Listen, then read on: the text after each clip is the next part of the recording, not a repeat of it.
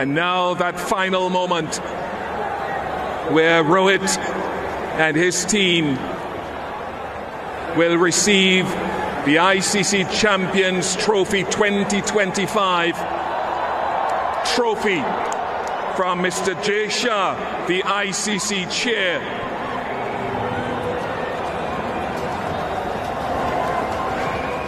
Can I ask the Indian team, once again led by Rohit Sharma, to once again come up to the stage and accept the trophy from Mr. Jay Shah, the 2025 champions of the ICC Champions Trophy.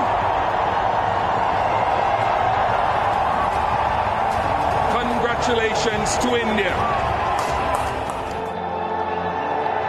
जिस दिन से मैं चला हूं मंजिल पे मेरी नजर है, आंखों ने मेरी मील का पत्थर नहीं देखा। लेकिन श्रीलंका गए, वहां पे हारे तो बुरा लगा। फिर न्यूजीलैंड आई, उन्होंने हमें क्लीन स्वीप किया तो थोड़ा सा शक हुआ। फिर वो शक और बढ़ा जब ऑस्ट्रेलिया गए और वहां पे सीरीज गंवाई। लेकिन इस सब के जवाब इस ट्रॉफी ने है ढूंढ निकाले और बहुत सारे जख्म थे, उन सबको है भर डाला।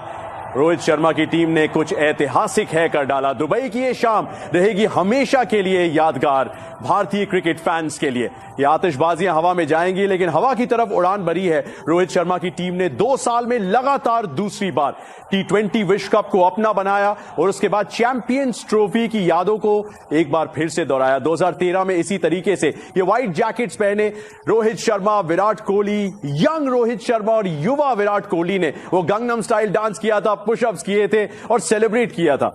लेकिन उस बर्मिंघम की शाम को दुबई में आज फिर से दोहराया गया है। एक बेहतरीन उपलब्धि, एक कमाल की याद जुड़ चुकी 140 करोड़ भारतीयों के लिए दुबई के इस इंटरनेशनल स्टेडियम में। भारत तीसरी बार आईसीसी चैंपियंस ट्रॉफी विजेता, 7वां आईसीसी टाइटल भारतीय टीम के लिए। सलाम है भारत, जय हिंद, जय भारत।